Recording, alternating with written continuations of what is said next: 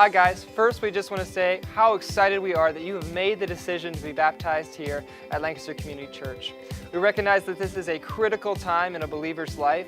We know that there has been a ton of change and transformation that has happened up to this point, and we hope that this can be a springboard for future transformation as God continues to take you deeper and deeper into relationship with Him.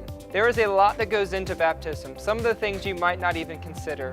So the goal of this video is to give you all the necessary information that you need to have a successful day of baptism. We encourage you to watch the entire video all the way through so that you know exactly what is going to be going on that day.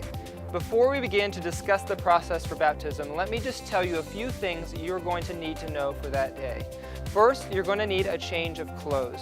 So after you've been baptized, you can go into the restroom and change your clothes and come back into the sanctuary and enjoy the rest of the service. Also, we ask that you bring a pair of slip-on shoes so that the transition of getting into the baptismal is quicker. And lastly, and most importantly, we want you to consider the type of clothes that you will be wearing for that day. For modesty reasons, we do ask that you wear dark pants or dark jeans so that when you come out of the water, there is not going to be anything that is revealing or embarrassing for you. As I mentioned earlier, we want this day to go very smoothly for you. So let me give you a rundown of what that day will look like. When you come in on baptism day, the first thing that you're going to do is check in with a baptism attendant. That person will be located in the front of the right-hand section of the sanctuary, closest to door D. This point person will have the master list with each of the baptism candidates on it.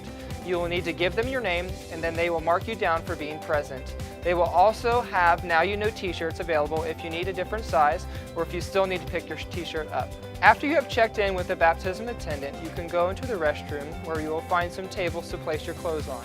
If you're receiving a baptism t-shirt for the first time, this would also be the time that you want to change into that shirt. Also, be sure to empty any valuables such as wallets, jewelry, cell phones, anything that you would consider valuable that you may have in your pockets.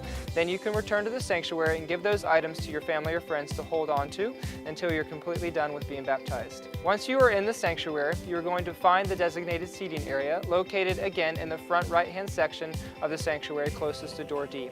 Have a seat and wait there until someone gives you further instructions. Now parents, if you have a child that is being baptized, you are more than welcome to join them in the designated seating area.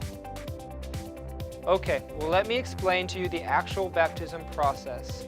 After you have been seated and the service has begun, we will sing through a worship set, usually consisting of about 3 or 4 songs.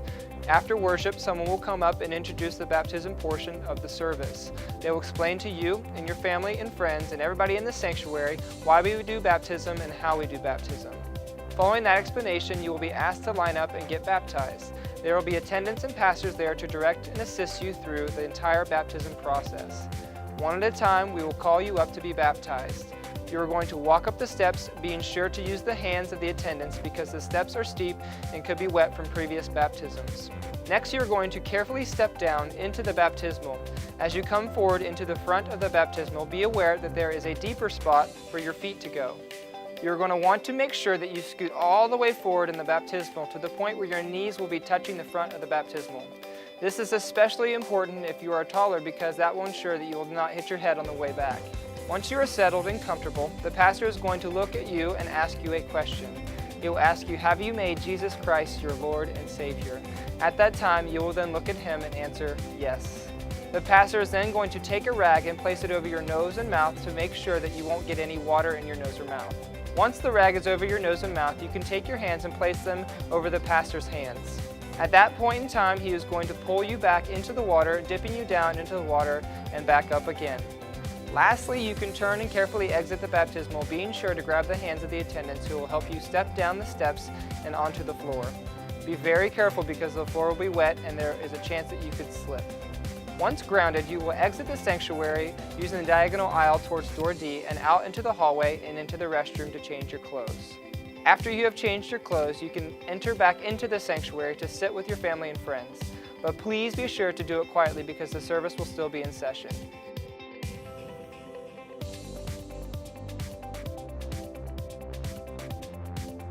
So that is what baptism looks like here at LCC.